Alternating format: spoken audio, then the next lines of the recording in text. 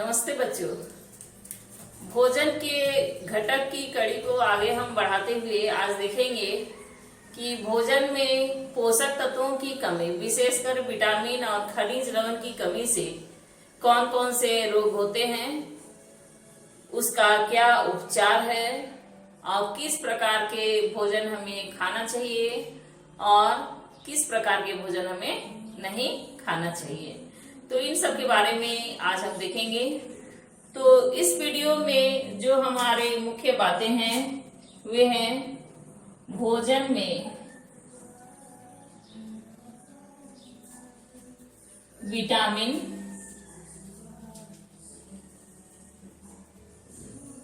एवं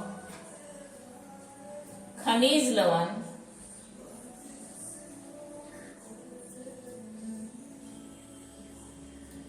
की कमी से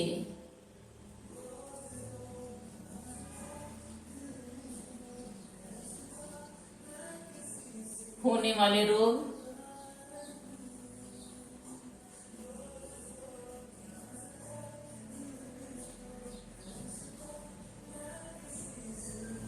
दूसरा मुख्य बात है कि किस प्रकार के भोजन में कौन सा विटामिन पाया जाता है, किस प्रकार के भोजन में कौन सा विटामिन पाया जाता है, विटामिन पाया जाता है। यानी वे कौन कौन से भोजन हैं जिसको हमको विटामिन ए पाने के लिए खाना चाहिए, विटामिन बी के लिए खाना चाहिए, विटामिन सी, डी, ई, हमने के तक लिया है। तो कौन कौन सा भोजन हमको खाना चाहिए।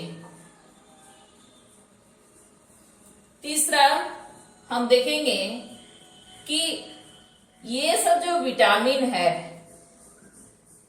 वह किस प्रकार के भोजन में पाया जाता है, ये हमने पॉइंट 2 में देखा। और तीसरा जो हमने मुख्य रूप से इसमें फोकस किया है वो है एनीमिया,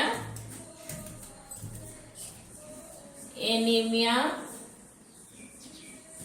लक्षण, कारण और बचाव। यानी किसी व्यक्ति को एनीमिया हो गया है तो हम कैसे जानेंगे कि उसको एनीमिया हो गया है। तो उसके हमने बहुत सारे लक्षण बताए हैं और किस कारण से एनीमिया होता है। एनीमिया यानी ब्लड की कमी।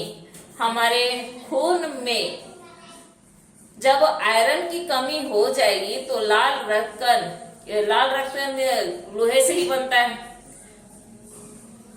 तो हीमोग्लोबिन की कमी हो जाएगी तो बहुत सारे कार्य जो है हमारे शरीर के प्रभावित होते हैं। तो उसके बचाव के लिए भी हम क्या क्या उपाय करेंगे ये हमने देखा। चौथा जो हमने इसमें फोकस किया है रतौंधी के बारे में कि रतौंधी क्या है, इसके बचाव के लिए हम क्या क्या उपाय करेंगे, क्या क्या भोजन जो है हम खाएंगे। हम आगे देखेंगे इस वीडियो में कि विभिन्न प्रकार के पीले और नारंगी रंग के जो फल है वे उनमें काफी मात्रा में विटामिन ए पाया जाता है। तो रतौंधी के कारण और बचाव,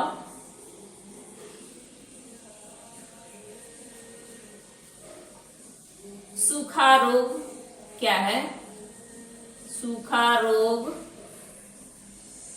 क्या है,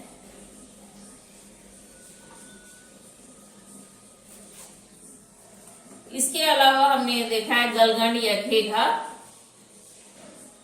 घेघा रोग या गोइटर, कारण और बचाव,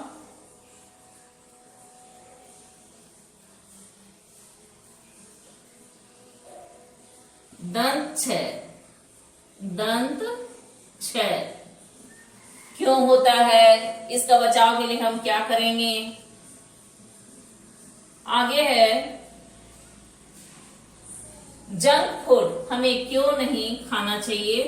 जंक फूड या डिब्बाबंद भोजन, डिब्बाबंद भोजन हमें नहीं खाना चाहिए।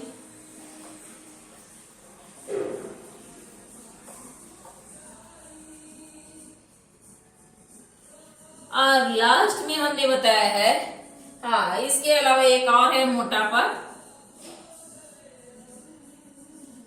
और अंत में हमने बताया है कि जो हमारा बैलेंस फूड का पिरामिड है वो कैसा होना चाहिए, यानी कितनी कितनी मात्रा में फूड पिरामिड या भोजन पिरामिड।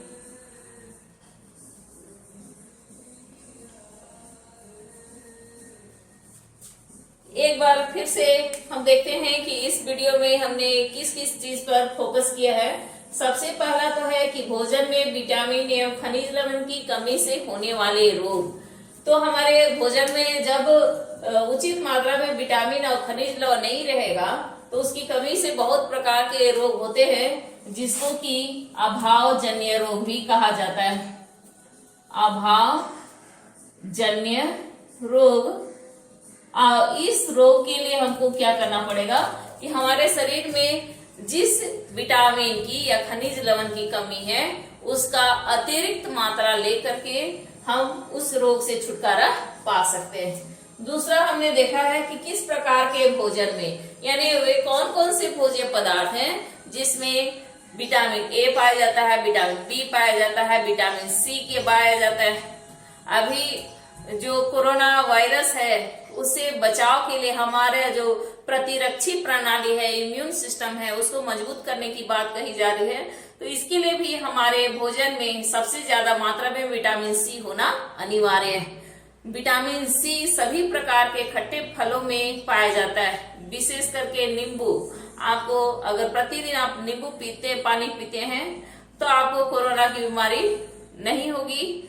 और आंवला, अगर आपके यहाँ आंवला मौजूद है, किसी भी रूप में मौजूद है, चाहे वे कच्चा हो या उसका सूखा हुआ हो या अचार हो या मुरब्बा हो, किसी भी रूप में आप उसको ले सकते हैं। संतरा खा सकते हैं, टमाटर खा सकते हैं।